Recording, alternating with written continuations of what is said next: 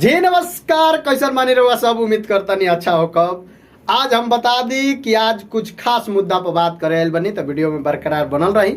Channel पर नया बनी तो सब्सक्राइब कर ली। बाकी वीडियो में बहुत मजा आवे वाला बा, तो ऐसे वीडियो के एक बार लाइक कर दी।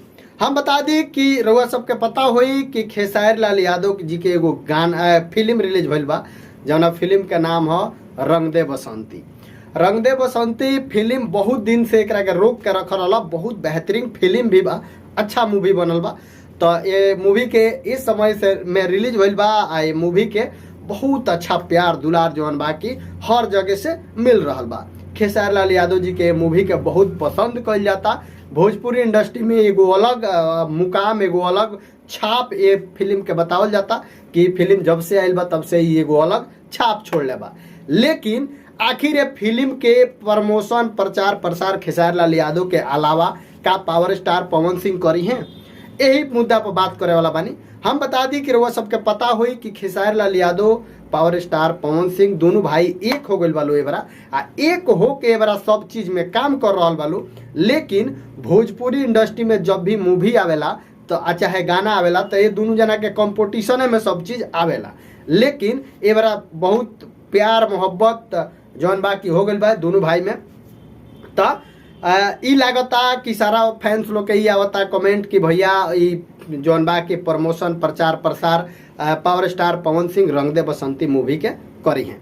तो रउआ सबके हम बता दी कि पावर स्टार पवन सिंह रंग दे बसंती मूवी के प्रचार प्रमोशन करे में उनका कोनो दिक्कत नहीं है। काहे कि खेसारी लाल यादव पावर स्टार पवन सिंह के चुनाव प्रचार कैले रहे। खेसारी लाल यादव हर जगह जाके पवन भैया के सपोर्ट कैले रहे। तो पवन भैया के भी दायित्व बनता कि खेसारी लाल यादव के सपोर्ट करे के। खेसारी लाल यादव के फिल्म अगर भोजपुरी इंडस्ट्री में अच्छा बनल बा, भोजपुरी इंडस्ट्री के बढ़ावे खतरा बड़ा करे खातिर कुछ खास भइल बा, तो ये मूवी के कहीं ना कहीं प्रमोशन प्रचार प्रसार करे के चाहिए। ऐसे करे के चाहिए कि भोजपुरी इंडस्ट्री में अगर ऐसा ऐसा मूवी आई, ऐसा जौन बा की कहानी वाला मूवी बनी, तो कहीं ना कहीं भोजपुरी इंडस्ट्री बड़ा हुई।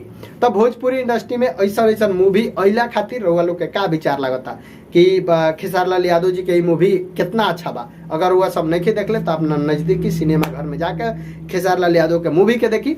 मूवी बहुत बेहतरीन बा, सब जगह से एकदम जौन बा कि 100% रिव्यू अच्छा आ रहा बा। तो वह सब अगर वीडियो के ज़्यादा से ज़्यादा शेयर करतनी, लाइक करतनी, तो हमू जाके रंग दे बसंती मूवी जरूर देखब। खेसारी लाल यादव के ऐसे कबो मूवी हम देखत ना रहनी, लेकिन ये मूवी के जरूर जाके देखब। काहे कि खेसारी भैया के बड़ा रिक्वेस्ट बा जे मूवी जौन बा कि बहुत बेहतरीन बा, तो कहीं ना कहीं ये मूवी के हम देखब जरूर। बाकी power star Pawan Singh promotion करिए, प्रचार प्रसार करिए। अभी पावर स्टार पवन सिंह थोड़ा सा पटना में अभी निखर गए, अभी आरा में ही बढ़े। तो अभी आराम बड़े आरा से कहीं पटना जाइए, चाहे लखनऊ या दिल्ली मुंबई जाइए, तो प्रमोशन प्रचार प्रसार जरूर करिए। बाकी वीडियो के खूब ज़्यादा शेयर करी। पवन सिंह के अगर फैंस बानी, पवन सिंह के चाहे वाला बानी, तो एगो प्यारा सा कमेंट करके लाइक कर दी। बाकी खेसारी लाल के फैंस खातिर यह कहें कि जाके एक बार जरूर मूवी के देखी लो। बाकी वीडियो के खूब ज़्यादा शेयर करी। नमस्कार।